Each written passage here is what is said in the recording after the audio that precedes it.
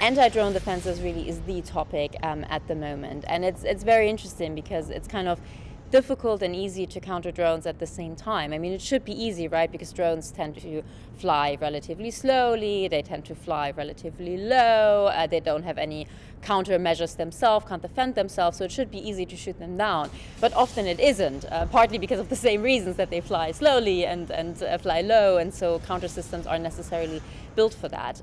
There is a race happening there between kind of drone innovation and counter-drone innovation. We are seeing a lot of really great counter-drone systems, so I wouldn't say that they aren't keeping pace. It's just that, yeah, it is a race and there's always someone who's ahead. So it is quite tricky, and you need to have the right system in place at the right time, and ideally at a cost that is, acceptable. So that makes this quite difficult.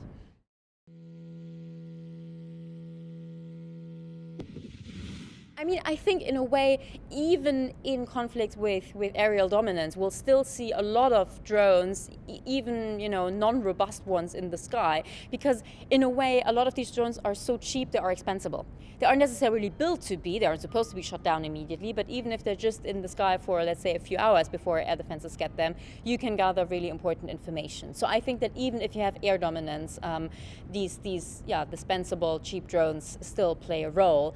But we're also seeing developments on the other side of the range, which is drones that can defend themselves, that can shoot down other drones, for example, that are attacking them, or indeed target air defenses. One of the reasons why we're looking so much at autonomy is also because this allows you to fight certain anti-aerial defense systems, because they usually kind of detect you through the uplink and downlink, and if you have an autonomous system, that link isn't there anymore. So yeah, it's a bit of a cat and mouse game between the drones and the anti-drone systems.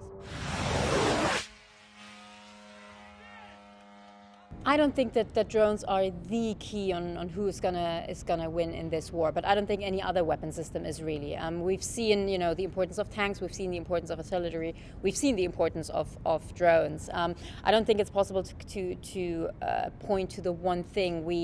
We see how important combined arms warfare is, really. I mean, any military system really can only show its full potential if it is linked to other systems. And drones do this quite beautifully, in the sense that, for example, you have them up in the sky, they find a target, they automatically send the information on this target to command and control, and then this target is being targeted, for example, by artillery or other systems. And this is what really makes the difference. So I don't think it's the one thing.